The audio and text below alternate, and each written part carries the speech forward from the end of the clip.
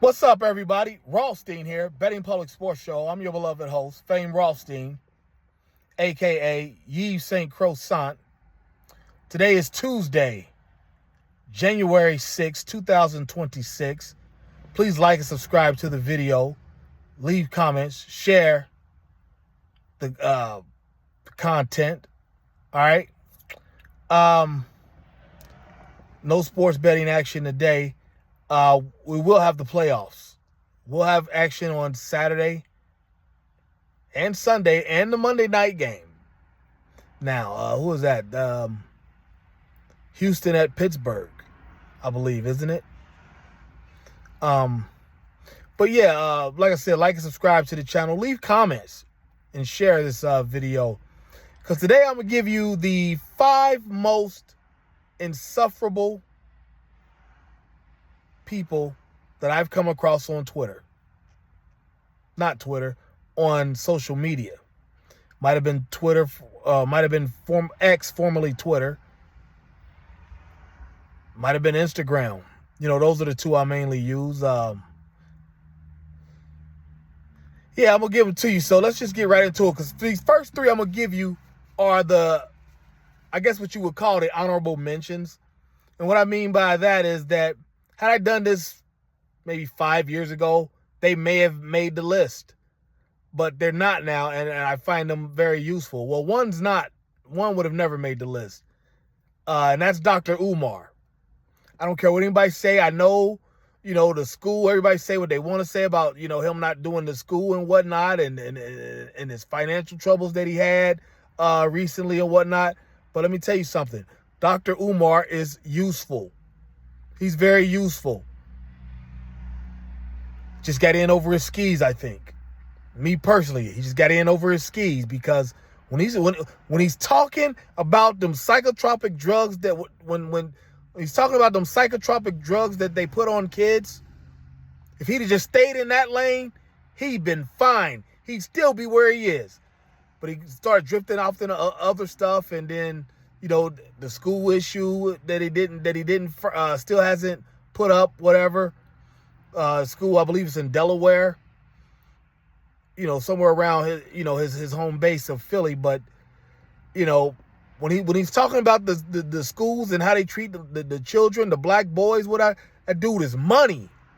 I'm telling you, had he stayed in that lane, he'd be fine. But he didn't. But trust me, he's useful. Also in the not honorable mentions, Jemele Hill, former ESPN broadcaster and sports writer.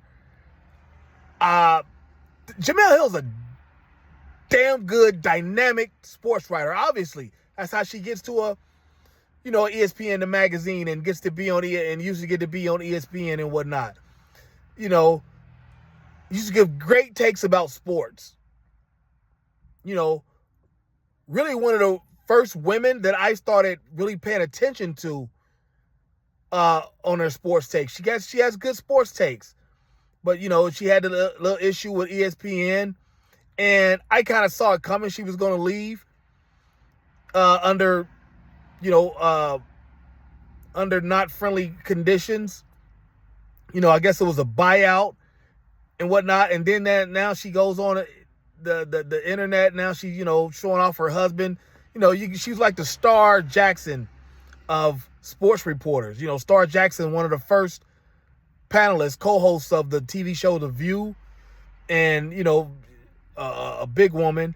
You can tell dudes weren't really on her like that when she was probably younger and whatnot. So as she got older, got a bag and got a little more famous, men started coming through, started getting a little more of a better pick of the men.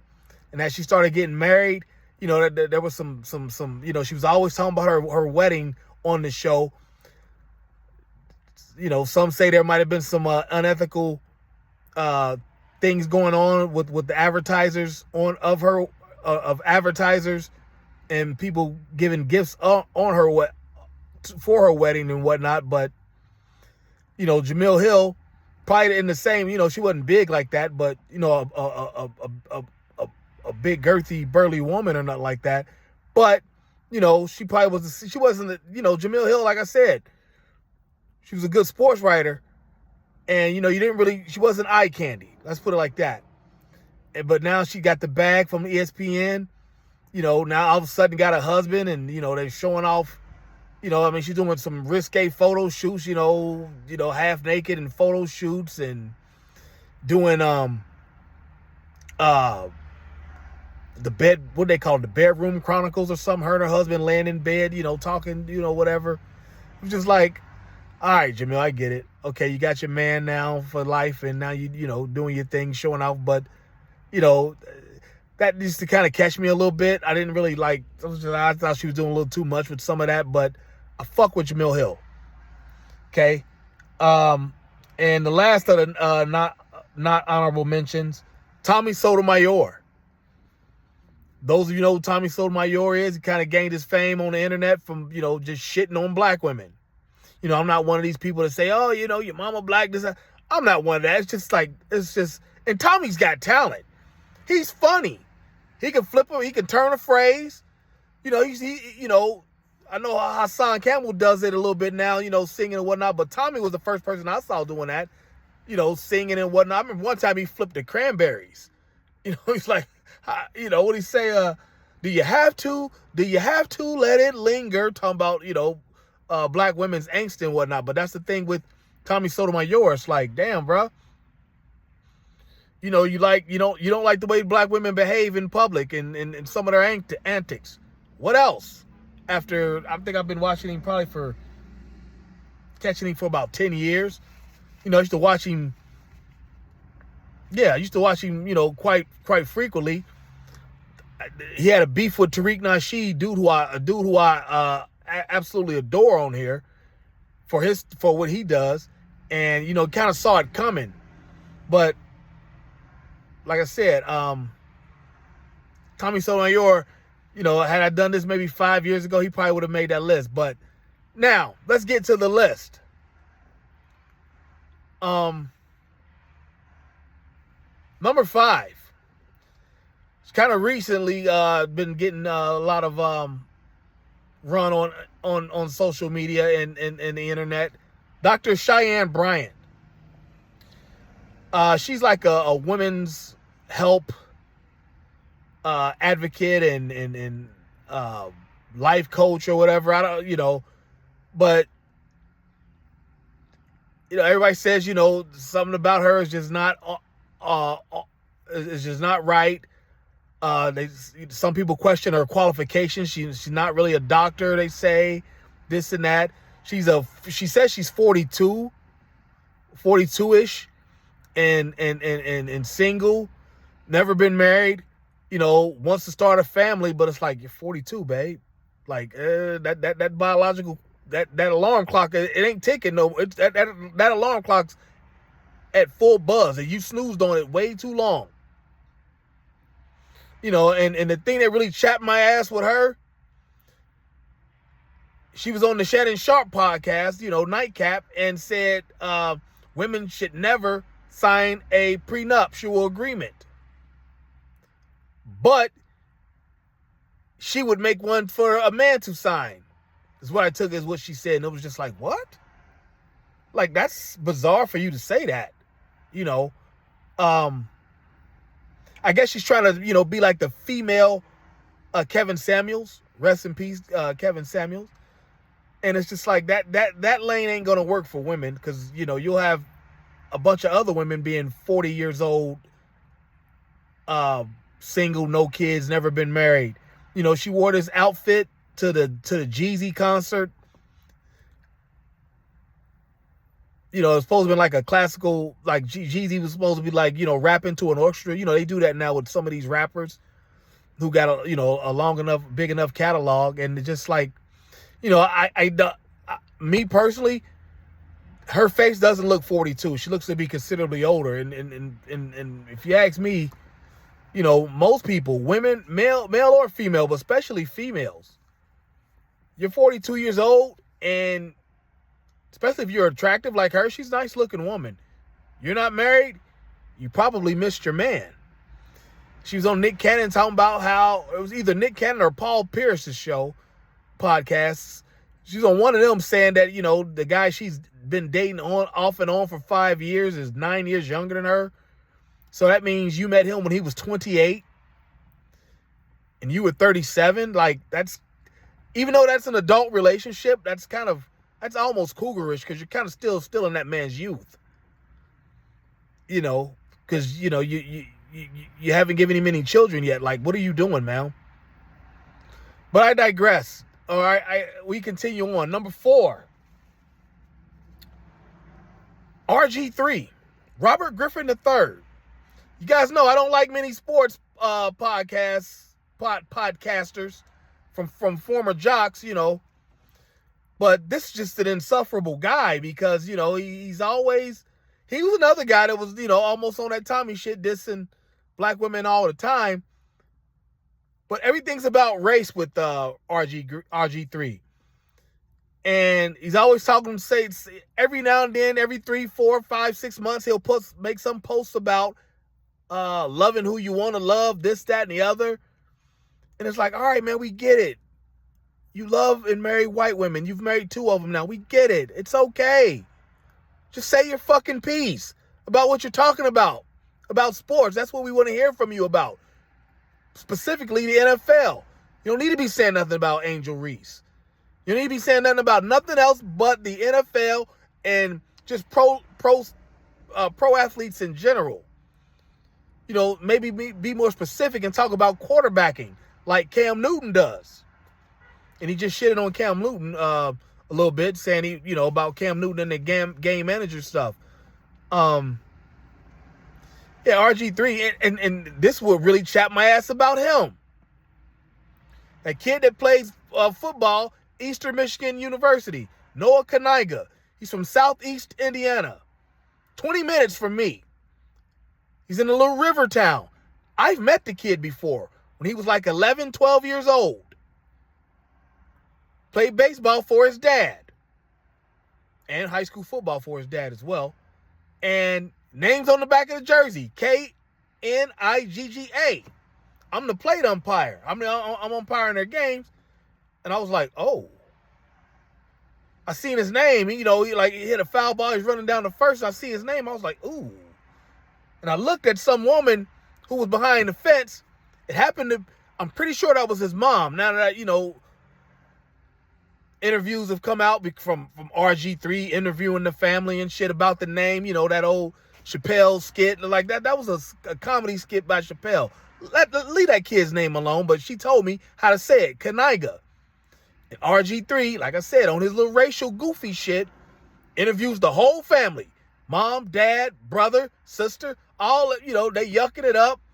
And it's like, I don't know anything about how they kick it, but I know that ain't the most racially friendly town. Black folks only really go there for the casinos. They got a casino over there and another one about 10 miles down the road from it. And yeah, RG3, dude, you're a clown. Okay? Completely insufferable. Number 3, Reggie Wright Jr. Those of y'all don't know who Reggie Wright Jr. is, he's from the Death Row Records heydays with Suge Knight. He was like the official security, right way security for Death Row Records and whatnot. There was the unofficial security, I guess homeboy security is what it was known as. Just a bunch of, maybe the felons that couldn't carry or that couldn't legally carry guns for Death Row Records artists and whatnot. And then, Reggie did the official security. His name came up in the Tupac shit. His name, there's scuttlebutt throughout the internet. You can go look it up. That Reggie might have had something to do with that. Some of that. If not Tupac, others. There's been plenty of stuff on there. And I'm pretty sure, I ain't gonna say it. But let me just say this. There's a person that if you say something negative about one of his videos on YouTube, you know, there's a person that always interviews, that always responds to people. I wouldn't be surprised to find out that was Reggie. I wouldn't be surprised to find that out. Okay? Yeah.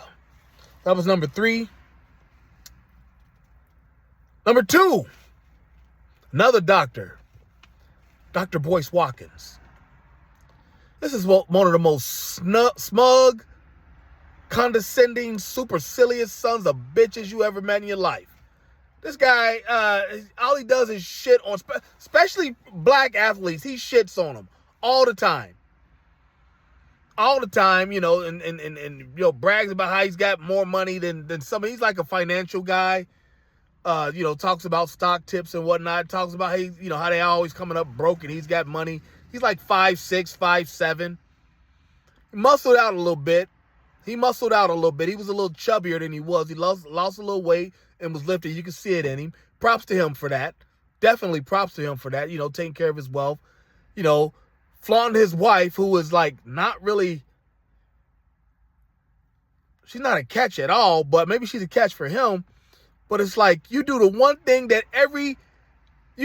thing in your marriage that every black man should try to avoid like the plague, and that's became a stepdad. Understand you might have had other kids, you know, but you married a woman who's, you know, and that's not to diss his wife. I don't want to diss his wife. She's decent looking. She ain't shabby at all. And she's smart. She's a doctor as well. But like, you know, what are you doing? Like trying to talk about men and this and that, and you're gonna go off and be a stepdad. Like, you know, because that phenomenon's about to be coming to an end, or people are, you know, there's a nice groundswell of support of men like avoiding that, becoming a stepdad. Okay, and Boyce did it without shame. Okay, and last but not least, a guy who I've never watched none of his videos, nothing. I just know he's an asshole, a piece of shit.